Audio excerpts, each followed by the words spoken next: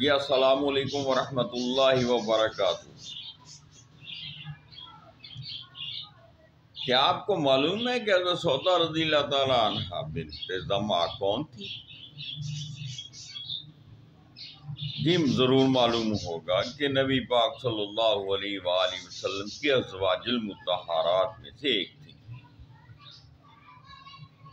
اور پھر یہ بھی آپ کو معلوم ہونا چاہیے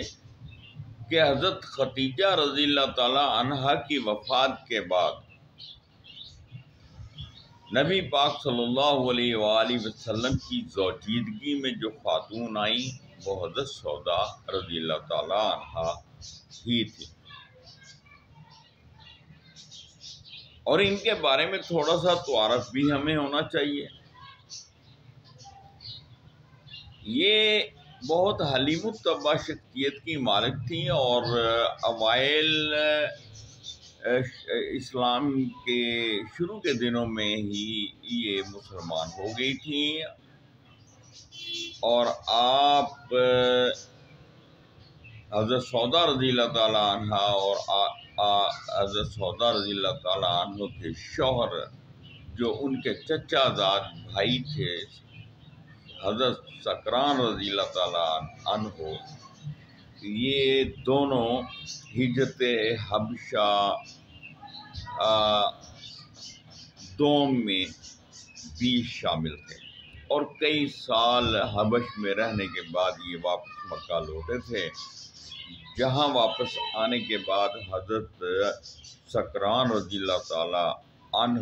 اس دنیا سے کوچ کر گئے اور آپ بیوہ ہو گئے۔ یہ انہی دنوں کی بات ہے جب کہ حضرت خدیجہ رضی اللہ تعالیٰ عنہا بھی اس دنیا سے رحلت فرما گئی۔ انہی دنوں نبی پاک صلی اللہ علیہ وآلہ وسلم حضرت خدیجہ رضی اللہ تعالیٰ عنہا کی وفات کے بعد اکثر مغموم رہنے لگے، پریشان رہنے لگے، غم زدہ رہنے لگے، جس کو حضرت خولہ بنت حکیم رضی اللہ تعالیٰ عنہا نے بہت محسوس کی، اور نبی پاک صلی اللہ علیہ وآلہ وسلم سے درخواست کی کہ یا رسول اللہ یہ کیا ماجرا ہے کہ میں آپ کو مغموم دیکھ رہی ہوں۔ تو آپ نے فرمایا کہ گھر کے معاملات اور بچوں کی تربیت حضرت خدیجہ رضی اللہ تعالیٰ عنہا کے سفر تھی، جس کی وجہ سے ان کی عدم موجودگی میں مجھے پریشانی لاحق ہے۔ اس پر حضرت خولہ رضی اللہ تعالیٰ عنہ بنت حکیم نے نبی پاک صلی اللہ علیہ وآلہ وسلم سے عرض کی کہ یا رسول اللہ صلی اللہ علیہ وسلم اگر آپ اجازت دیں تو آپ کے عقد ثانی کے لیے کوئی رشتہ دیکھا جائے۔ آپ نے اجازت فرمائی تو حضرت خولہ رضی اللہ تعالیٰ عنہ نے غنیمت جان کر حضرت سودا سے بات کی اور حضور صلی اللہ علیہ وسلم کی خواہش ظاہر کی، جس کو حضرت سودا رضی اللہ تعالیٰ عنہ نے بخوشی قبول کر لیا، اور بعد میں ان کے والد نے بھی نبی پاک صلی اللہ علیہ وآلہ وسلم کی اظہار رائے کو پسند کر لیا، جس کے نتیجہ میں حضرت سودا رضی اللہ تعالیٰ عنہ کے والد محترم نے 400 درہم میں آپ کا نکاح حضرت محمد مصطفیٰ صلی اللہ علیہ وسلم سے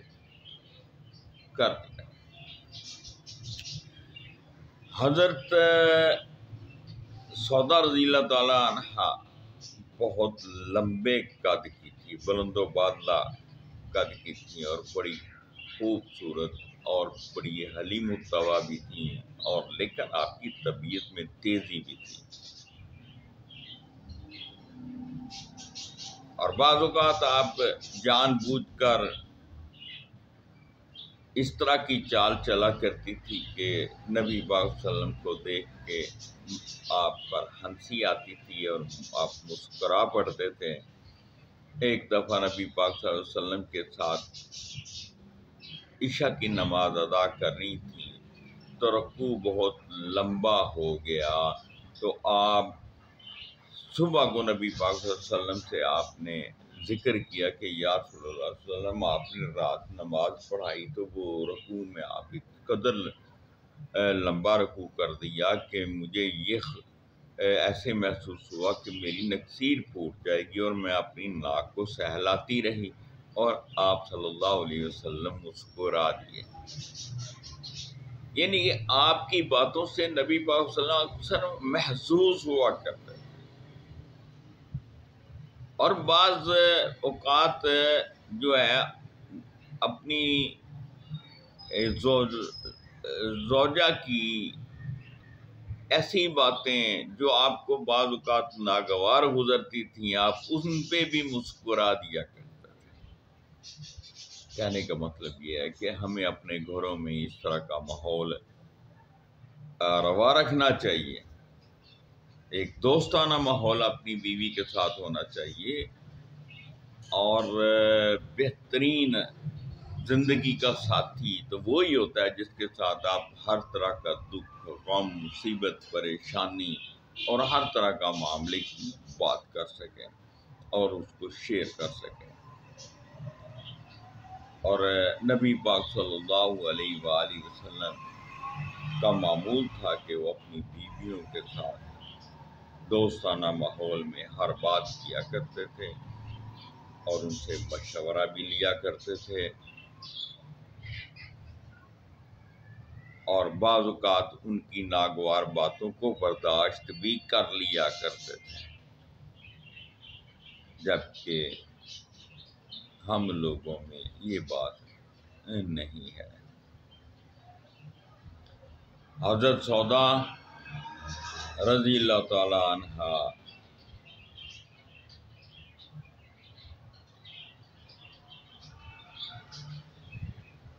ہجرت کے 22ویں برس اس دنیا سے رحلت فرما گئی۔ اللہ تبارک و تعالی ہمیں بھی نبی پاک صلی اللہ علیہ وآلہ وسلم اور ان کی ازواج المطہرات اور ان کے صحابی اور صحابیات رضوان اللہ علیہم اجمعین کے نقش قدم پہ چلنے کی توفیق عطا فرمائے۔ اپنا خیال رکھیے گا، دعاؤں میں یاد رکھیے گا۔ ناچیز گناہگار ہوں، یہ بیت doctor Khalid Iqbal Shaheen from Faisalabad. WhatsApp number 0306353955۔ دوستو، یہ واقعات بیان کرنے کا مقصد یہ ہے کہ ہماری مائیں، ہماری بہنیں، ہماری بیٹیاں، ان کو ان کے بارے میں علم ہونا چاہیے کہ نبی صلی اللہ علیہ وآلہ وسلم کی ازواج المطہرات کے ساتھ آپ کا کیسا برتاؤ تھا، اور ان کی ازواج المطہرات کا بھی کیسا رویہ تھا، اور کس طرح انہوں نے محبت اور پیار کے ساتھ ایک دوسرے کا ساتھ نبھایا اور زندگی کے ہر دکھ، غم، مصیبت اور پریشانی میں ایک دوسرے کا ساتھ دیا۔ آج ہم میں صبر کا پیمانہ بھی نہیں ہے، آج ہم میں ایمان کی کمزوریاں بھی موجود ہیں، آج ہم میں سب سے بڑھ کر جو ہمیں تنگ کر رہی ہے چیز وہ ہے بے حیائی۔ یہ ہمارے گھروں میں دار آئی ہے، جس کی وجہ سے ہمارے گھروں کا ماحول خراب ہو چکا ہے، اور پھر سب سے بڑھ کر جو ایک بہت بڑے زوال کا سبب بنا ہے وہ ہے میڈیا، اور آج کا یہ جتنا بھی ہمارے پاس ماحول بنا جا رہا ہے، یہ سب اس کی وجوہات میں شامل ہے۔ اللہ تبارک و تعالی ہمیں شیطان کے شر سے اور معاشرتی برائیوں سے محفوظ و مامون فرمائے اور ہمارا خاتمہ بالایمان فرمائے۔ آمین ثم آمین۔ فی امان اللہ۔ اللہ حافظ۔